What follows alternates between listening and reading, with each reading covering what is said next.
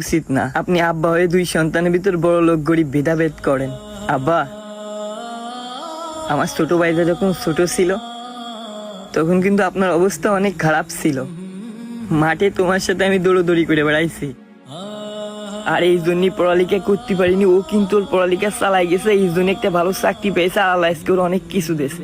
তার জন্য আমিও আল্লাহর কাছে দোয়া করি। কিন্তু আব্বা, তুমি কও তুমি আমার পড়ালেখা করাতে পারিসাও না? ভালো একটা খাতা কিনে দিতে পারিসাও না? একটা কলম কিনে দিতে পারিসাও? না হলে আজকে আব্বা আমিও একটা ভালো চাকরি করতে পারতাম। আব্বা, আমার ভাই টাকা আছে বলে আপনি ওর ভালো জায়গাটাও দিছেন।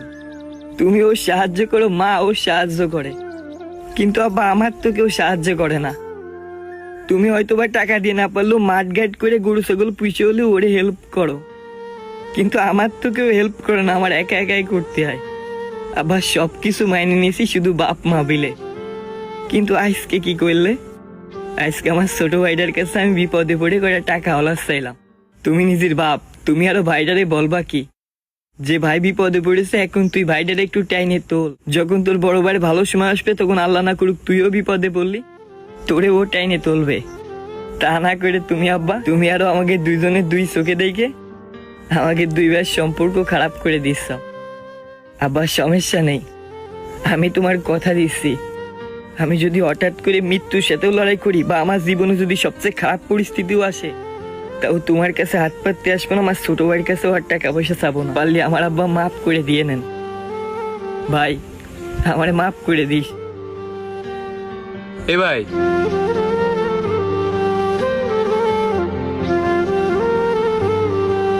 হে পুরুষ, পুরুষ তুমি সফল না হলে তোমার রক্ত, তোমার জন্মদাতা মা বাবাও তোমার যাবে ভুলে। আবেগ আর অনুভূতির বয়স পার করেছো 17-18-তে, তারপরের থেকে তোমার পকেটে টাকা না থাকলে তোমার আপনজনরাও তোমাকে যাবে ভুলে। পুরুষ তুমি গর্ব করতে পারো তোমার টাকা নিয়ে, তোমার সফলতা নিয়ে, কিন্তু বেকার অবস্থায় খালি পকেটে নিজের মা তোমাকে ভালোবাসবে, নিজের বাবা তোমাকে ভালোবাসবে, নিজের পরিবার তোমাকে ভালোবাসে, এই গল্প কোথাও দিও না। কারণ পুরুষের খালি পকেট আর বেকারত্ব জীবন মা বাবার মুখের মিষ্টি ভাষাকেও তিতে করে তোলে। তোমার বাবার অনেক টাকা আছে, তোমার ভাইয়ের অনেক টাকা আছে, তোমার মার অনেক টাকা আছে, অনেক সম্পত্তি আছে, এই গল্প কোথাও দিও না। পুরুষ তোমার টাকা আছে কিনা সে চিন্তা করো, কারণ সময় তাদের ব্যবহার তোমাকে প্রমাণ দিয়ে যাবে, তাদেরটা তাদের, তোমার কিছু না। যাই হোক, আজকের ভিডিওটা এই পর্যন্তই। ভালো লাগলে শেয়ার করবেন আর কমেন্টে বলে যাবেন কার কার জীবনে এমন ঘটনা ঘটেছে।